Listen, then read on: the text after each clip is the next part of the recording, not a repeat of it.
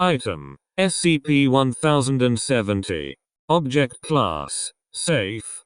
Special Containment Procedures: SCP-1070 is to be held in a standard containment locker, located in Site-77's Safe SCP Wing.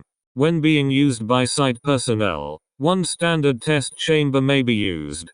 No personnel above D Class are permitted to view SCP-1070 when it is in an active state.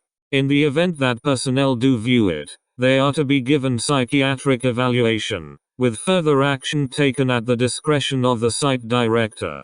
Description: SCP-1070 is an educational video game, designed for use as educational software on the Nintendo Entertainment System.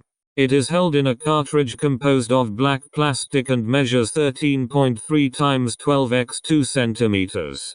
SCP-1070 lacks identifying information such as labels or manufacturer's mark.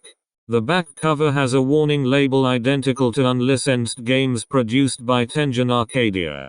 The splash screen identifies the game as Learning with Leo with a 1989 copyright belonging to the Real Awesometainment label. 1. When used, SCP-1070 displays an image of a green figure, identified as Joey, hereafter referred to as SCP-1070-B, who will ask the subject questions such as age, ethnicity, grade level, and eating habits. SCP-1070-B will respond to answers provided by the subject, using simplistic language and gestures. When SCP-1070 is activated and used by a subject under the age of 14, it will function without any anomalous properties. SCP-1070-B will ask a series of mathematical, history, and basic scientific questions. SCP-1070-B will then show a score depending on how many correct answers the user gave. Of note is that SCP-1070-B will remember subjects who have used it in the past, and is able to identify them by name. However, if a subject over the age of 14 uses SCP-1070, a different effect will occur. As the subject advances through SCP-1070's content, SCP-1070-B will begin asking more esoteric and incomprehensible questions, often using graphical errors and obfuscating graphics to prevent the subject from progressing. During this time, subjects will experience mental degradation. If SCP-1070 is played longer than 1 hour, the subject will have reverted to the mental capacity of a prepubescent.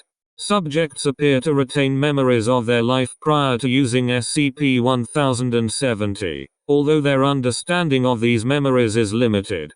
They will make frequent references to being broken or empty, and if given the opportunity will attempt to utilize SCP-1070 in order to regain lost mental capacity. Testing has shown that SCP-1070 does not affect subjects after complete exposure, and will display no anomalous properties when utilized by these subjects. SCP-1070 was recovered from a rural home in Charleston, WV, USA. It came to the Foundation's attention after a prominent local businessman, Fred, was affected by SCP-1070. Investigation into Mr. S. home showed that SCP-1070 had been purchased as a gift for his son, who suffered from Down syndrome. Mr. and his son were placed in the care of relatives, and SCP-1070 was classified as safe.